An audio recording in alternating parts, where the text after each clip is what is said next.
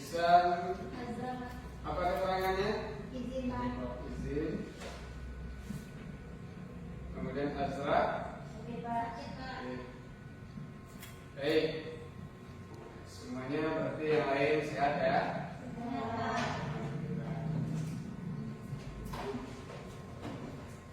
Baik teman-teman semua, seperti biasa agar kita merasa nyaman di dalam melaksanakan pembelajaran, tentunya silakan Anda melihat, melirik kiri dan kanan, bagaimana kondisi kursi dan mejanya, apakah sudah rapi. Kemudian apabila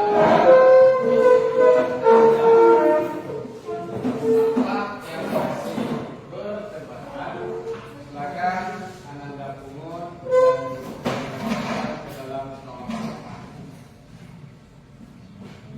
Sudah? Siap? Baik. Pada hari ini merupakan pertemuan lanjutan dari materi kita sebelumnya, masih dalam tema yang sama, yaitunya ketentuan pernikahan di dalam Islam, tetapi tujuan pembelajarannya berbeda. Nah, oleh karena itu, pada pertemuan sebelumnya kita sudah mempelajari mengenai pengertian, kemudian hukum pernikahan. Maka pada saat ini Bapak awali di dalam pembelajaran kita. Silakan Anda lihat ke depan. Di sini Bapak sudah menyediakan sebagai pertanyaan pemantik bagi Anda semua. Adapun pertanyaan yang pertama adalah,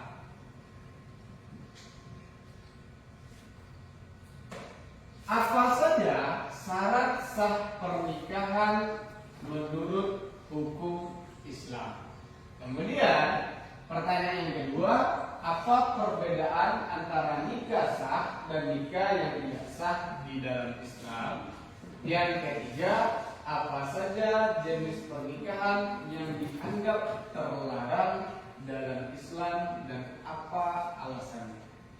Nah, baik, dari 3 pertanyaan pemantik ini, silakan Anda yang bersedia untuk menjawab pertanyaan dengan mengangkat tangan terlebih dahulu. Silakan. Baik, Vivi, silakan. Apa saja syarat sah pernikahan menurut hukum Islam? 1. Calon pengantin beragama Islam. 2. Ada saksi nikah. 3. Ada persetujuan antara kedua belah pihak. 3. Wali nikah sudah memenuhi syarat. Sudah? Baik, terima kasih Vivi sudah menjawab pertanyaan pertama. Silakan kasih pertanyaan buat Vivi. Kemudian pertanyaan kedua, apa perbedaan antara nikah sah dan nikah yang tidak sah dalam Islam? Silakan Tania. Perbedaan antara nikah sah dan nikah yang tidak sah dalam Islam adalah: yang pertama, pernikahan dalam Islam dianggap sah jika memenuhi rukun dan syarat serta dicatat, sedangkan pernikahan yang tidak sah memenuhi rukun dan syarat tersebut tidak sah. Baik, terima kasih untuk Tania. Kasih tepuk tangan buat Tania. Dari ketiga pertanyaan tadi, Anda sudah menjawab dan semua jawaban Anda sangat bagus sekali. Yang pertama, apa saja syarat sah pernikahan menurut hukum Islam? Tentunya yang pertama harus ada dulu kedua mempelai, yaitu beragama Islam, kemudian adanya wali, kemudian adanya mahar. Kemudian silakan Anda Bapak minta satu orang yang bersedia untuk membacakan tujuan pembelajaran kita pada hari ini. Silakan Gaila. 1. Peserta didik dapat menjelaskan ketentuan pernikahan dalam Islam. Yang kedua, peserta didik dapat menganalisis macam-macam pernikahan terlarang dalam Islam. Baik, jadi adapun tujuan Yang pertama adalah peserta didik dapat menjelaskan ketentuan pernikahan dalam Islam. Kemudian tujuan pembelajaran yang kedua, peserta didik dapat menganalisis macam-macam pernikahan terlarang di dalam Islam. Nah, dua tujuan pembelajaran inilah yang menjadi fokus kegiatan pembelajaran kita pada hari ini. Baik, kita lanjutkan. Seperti biasa, sebelum kita masuk kepada kegiatan inti, tentunya Ananda terlebih dahulu Bapak berikan beberapa buah soal sebagai bentuk asesmen awal, yaitu yang disebut dengan pretest.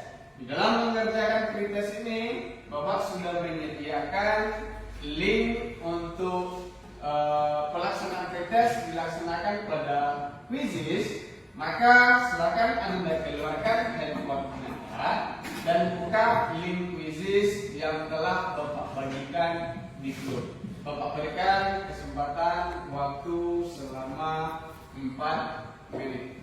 Silakan.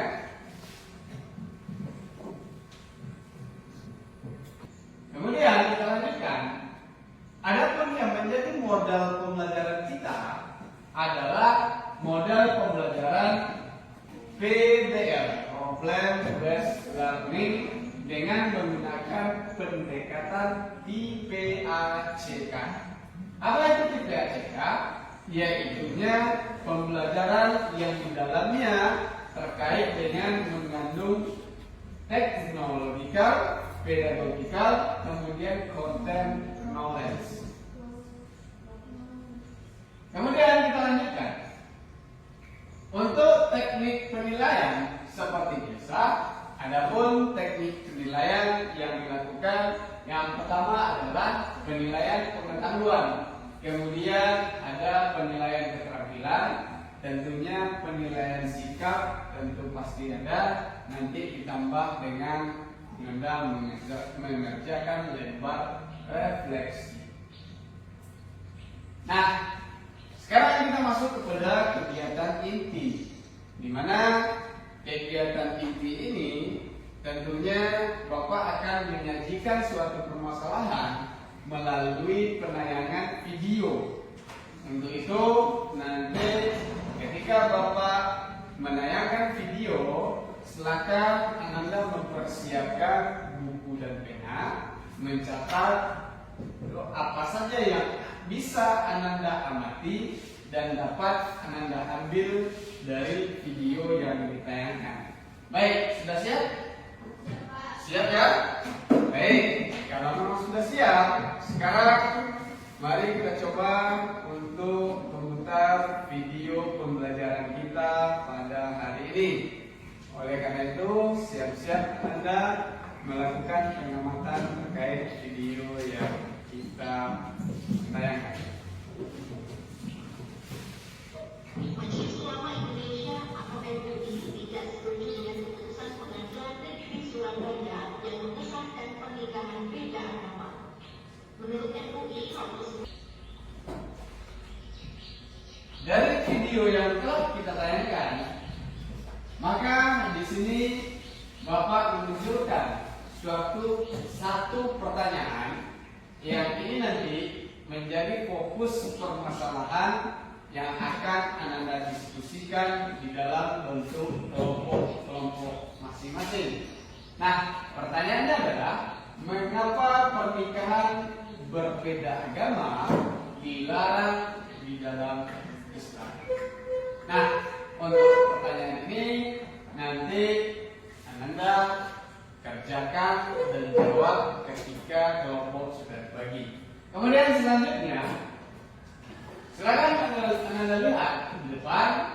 Di sini Bapak sudah membagi kelompok pembelajaran, kelompok diskusi, yang mana masing-masing kelompok ada terdiri dari 4 orang anggota kelompok, dan kelompoknya kita bagi menjadi 4 kelompok.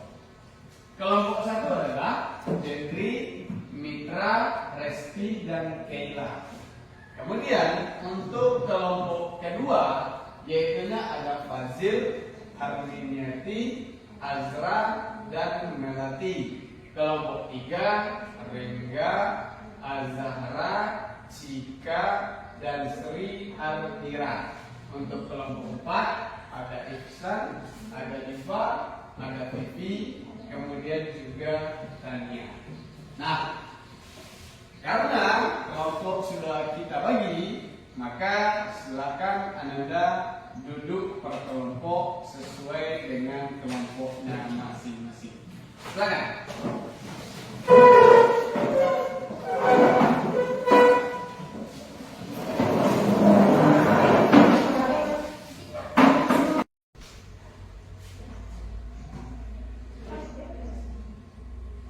Baik, teman-teman.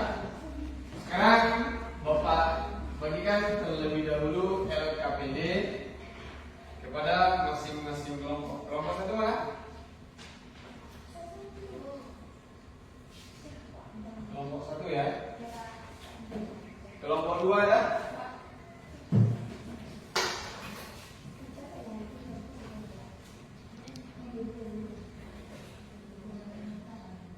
Kelompok 3 ada? Sekarang silakan Ananda buka LKPD yang telah Bapak bagikan. Sebelum Ananda mengerjakan LKPD tersebut, di sini Bapak ingin menjelaskan terkait dengan langkah-langkah pengerjaan LKPD. Di dalam LKPD ini seperti biasa tentunya ada membuat identitas. Untuk identitas ini silakan nanti Ananda isi nama dari masing-masing kelompok. Kemudian di halaman berikutnya ada tujuan dan capaian pembelajaran yang kan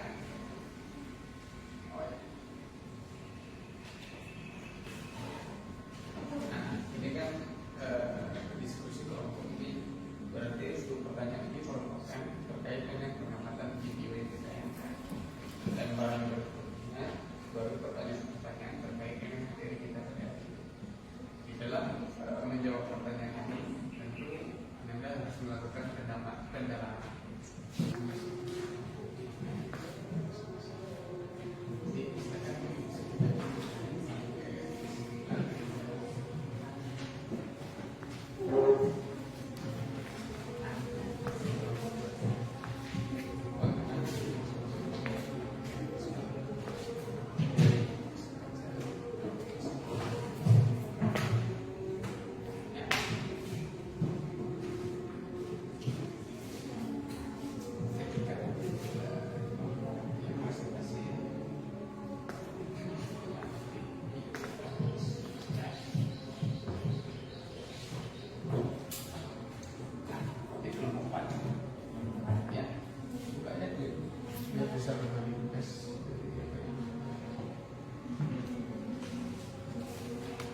Untuk lembaran tanggapan itu diisi ketika kelompok lain yang presentasi.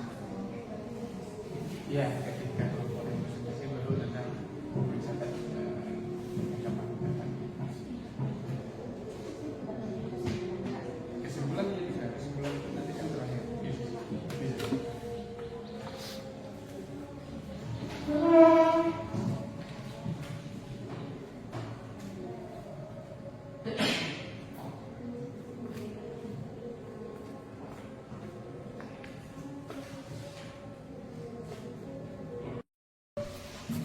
Baik, Ananda semuanya, sebagaimana hasil diskusi kelompok Ananda tadi telah Ananda bagikan di grup WA, maka nanti ketika kelompok yang tampil, Bapak akan menampilkan poin-poinnya dari hasil diskusi ketika Ananda mempresentasikan hasil diskusi Ananda. Nah, sebelum kita mulai, siapa dulu atau kelompok mana yang menampilkan presentasinya, maka kita tetap seperti biasa melakukan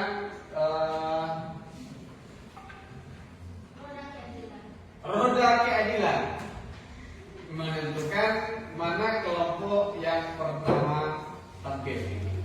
Oke, hal ini kita memakai aplikasi Wheel of Name.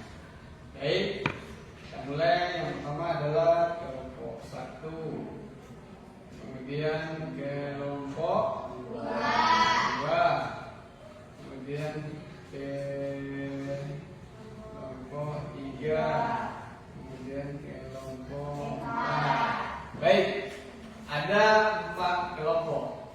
Silakan kita putar roda keadilan untuk menentukan kelompok mana yang tampil terlebih dahulu. Baik, silakan simak aplikasi Wheel of Name-nya kita putar.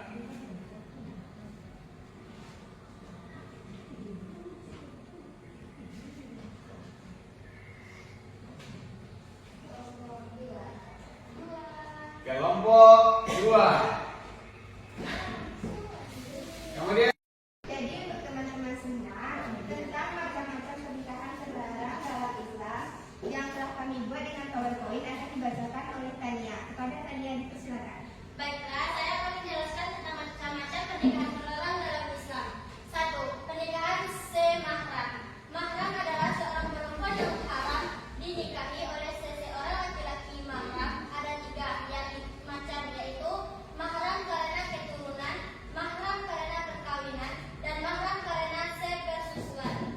Kedua, pernikahan sigar. Nikah sigar adalah pernikahan silam. Artinya, seseorang menikahkan anak perempuannya kepada seorang laki-laki dengan syarat seseorang tersebut menikahkan anak perempuannya dengan seseorang anak laki-lakinya. Yang ketiga, pernikahan tahlili. Nikah tahlili adalah menikahnya seseorang laki-laki dengan seorang wanita yang sudah nikah oleh suami sebelumnya. Pernikahan. Baiklah, presentasi dari kelompok kami sudah selesai. Apakah teman-teman semua ada yang memberi tanggapan dan pertanyaan? Oke, kepada Azhar itu silakan berdiri. Baiklah teman-teman semuanya, perkenalkan kami dari kelompok 3 akan memberikan tanggapan kepada kelompok 4 yang sedang mempresentasikan materi tentang pernikahan yang terlarang di dalam Islam. Baiklah, sedikit masukan dari saya untuk teman-teman yang presentasi. Seperti biasa, kalau kita presentasi itu harus membacakan materi tersebut dengan jelas, dan sebelum kita mempresentasikan materi, kita juga harus memahami materi itu terlebih dahulu. Untuk penampilannya sangat bagus sekali dan juga sangat mudah dipahami. Baiklah, mungkin itu yang dapat saya sampaikan. Terima kasih. Baik, terima kasih kepada kelompok 3. Kami akan lebih baik ke depannya. Ada kelompok yang bertanya? Kepada Fadil, silakan berdiri. Baik, saya dari kelompok 2 ingin bertanya kepada kelompok 4. Mengapa pernikahan di bawah umur dilarang dalam Islam? Baiklah, beri kami waktu untuk mencari jawaban.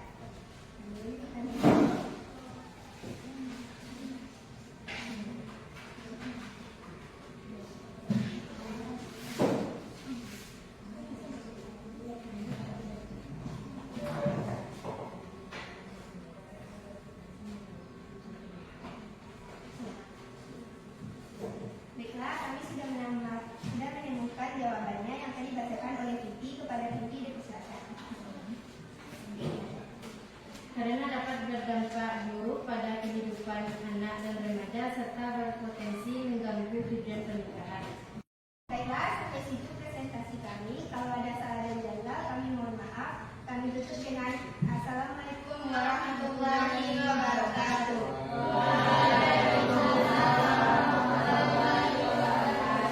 kasih tepuk tangan buat kelompok 4. Baik, kita tutup dulu ya poin dari kelompok 4 tentang macam-macam pernikahan terlarang dalam Islam. Kita kembalikan poinnya ke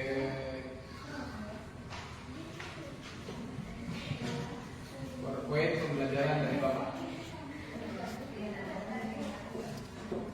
Nah, baik, Anda semuanya. Jadi masing-masing kelompok sudah menampilkan hasil presentasi dari hasil diskusi kelompok.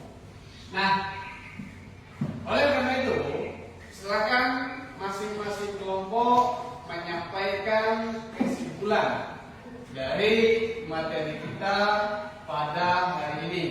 Kita mulai dari kelompok 1 terlebih dahulu untuk menyampaikan kesimpulan dari materi kita. Baik, kepada kelompok 1 dipersilakan.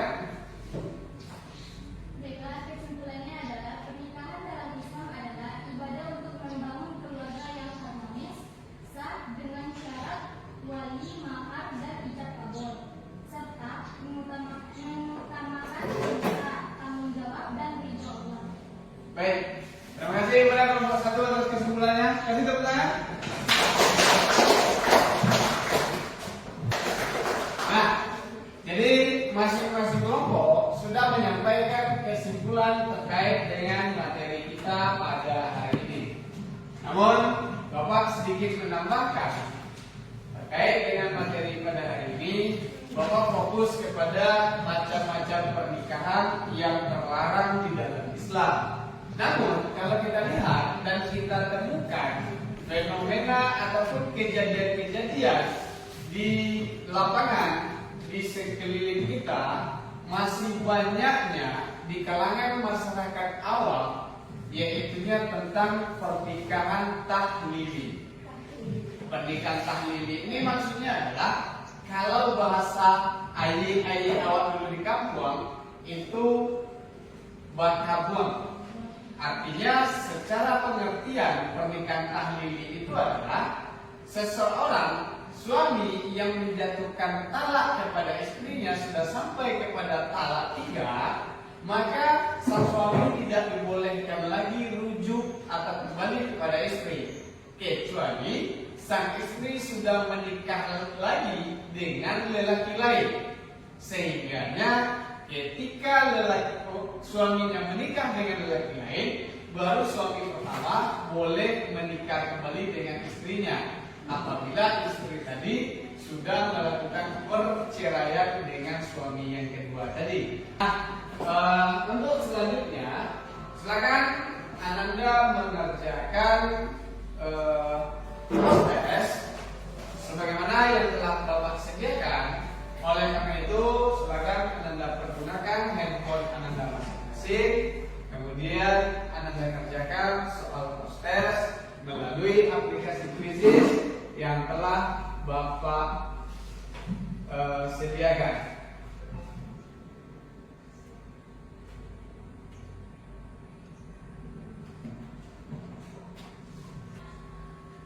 Oke, siap? Siap. Nah, kemudian silakan di dalam Quizizz juga sudah Bapak sediakan. Silakan Ananda isi lembar refleksi. Di sana ada beberapa pertanyaan yang juga bentuk merefleksikan diri Anda terkait dengan pembelajaran kita pada hari ini. Silakan Bapak kasih waktu 3 menit untuk mengisi refleksi pada aplikasi Quizizz.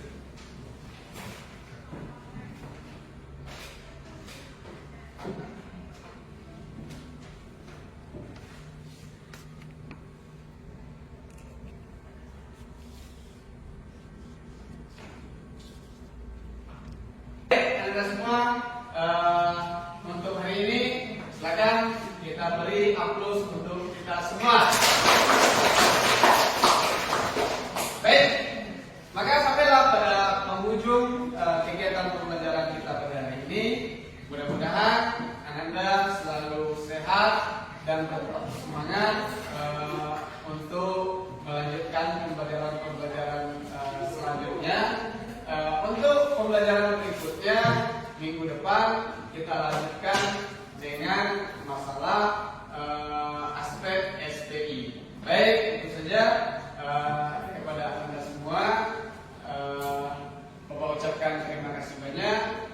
Kemudian selayaknya kita bersyukur kepada Allah karena telah diberikan kelancaran di dalam pembelajaran kita pada hari ini. Maka oleh karena itu tutur dengan mengucapkan hamdalah.